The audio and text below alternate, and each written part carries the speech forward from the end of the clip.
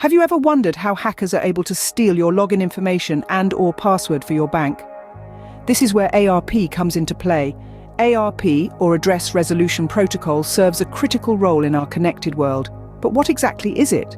Picture ARP as a translator, proficient in 2 languages, IP and MAC addresses. It's a communication layer protocol that operates between the data link layer and the network layer. Imagine a bustling city where everyone speaks different languages. The data link layer, populated by devices with unique media access control or MAC addresses, is like one neighborhood, while the network layer, teeming with IP addresses, is another.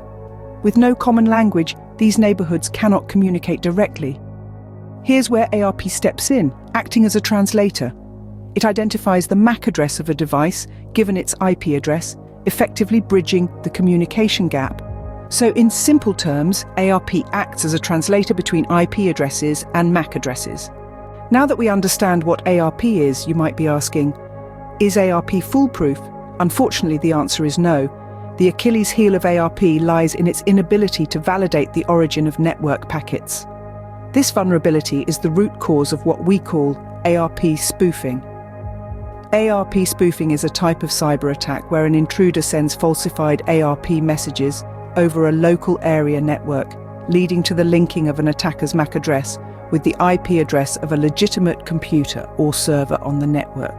This essentially means the attacker can intercept, modify, or even stop data transmissions. But what conditions favor such an exploitation? Well, the attacker needs to be on the same local area network, or LAN, as the target. Alternatively, they could take control of a compromised machine within that network. The attacker then associates their MAC address with the IP address of their target. As a result, any traffic intended for the target is redirected to the attacker, creating a potent opportunity for data theft or network disruption. Picture this. An attacker intercepts a communication between 2 parties, say Alice and Bob. Alice sends a message to Bob, but it never reaches him. Instead, it gets diverted to our attacker. This is ARP spoofing in action. So, the simplicity of ARP that makes it so efficient also leaves it open to some serious vulnerabilities. Now let's delve into the real world. Has ARP spoofing ever been exploited? Absolutely, and it's more common than you might think. Let's take a look at a past incident. In 2013, a Brazilian hacker used ARP spoofing to divert traffic from a local bank's website to a perfect replica. This fraudulent website then collected login information from unsuspecting customers. The hacker was able to siphon off a significant amount of money before the scam was discovered. This incident caused not only financial loss, but also a severe blow to the bank's reputation. It took a considerable amount of time to regain customer trust. This example is a stark reminder of how ARP spoofing can be exploited with devastating consequences. It underscores the importance of robust security measures, especially in sectors like banking, where the stakes are high. This example shows that ARP vulnerabilities are not just theoretical, they can have tangible impacts. The primary goals of ARP spoofing include man-in-the-middle attacks. By manipulating ARP tables, attackers can position themselves as intermediaries between 2 communicating parties.